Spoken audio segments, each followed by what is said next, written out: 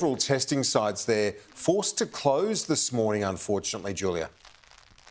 Well, Kieran, right now it's certainly not the weather that would entice anyone to really leave the house, but thankfully people are still coming to get tested in droves here in Melbourne's west, and this is a scene that we've seen all of today, particularly this morning, Kieran. As you say, our testing clinics in the west were really overwhelmed. A lot of people heeding that advice to come out and get tested because, as we know, this is really the epicentre of the current outbreak. This morning, scenes were so chaotic that some of the testing clinics here were even forced to close because they'd reached capacity. Thankfully, though, they have all reopened now. As you say, 20 new local COVID cases recorded in Victoria today. 5 of them are mystery cases, which has really concerned our health authorities, which is why they've decided to extend our lockdown for a further week. Given that a lot of the focus on testing is here in Melbourne's west, I asked the Premier today whether we needed more resources to keep up with the demand here.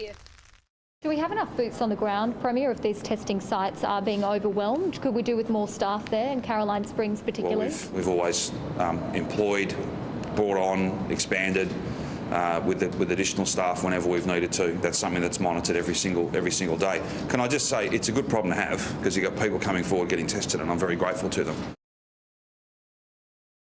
Julia, there are changes for those living on the Victorian-New South Wales border as well, some tighter restrictions.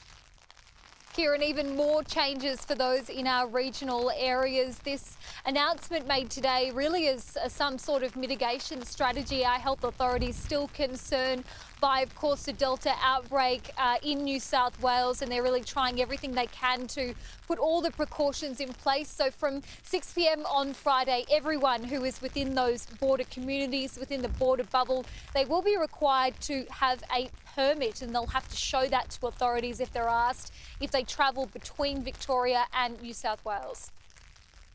We don't want any unnecessary restrictions on people in the border communities.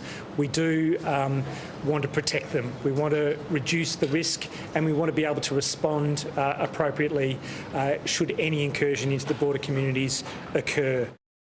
So, Kieran, certainly not the news that Victorians would have hoped for. Another week in lockdown. This is of course our 6th lockdown, but thankfully everyone is really listening to those calls, coming out and getting tested and doing the right thing.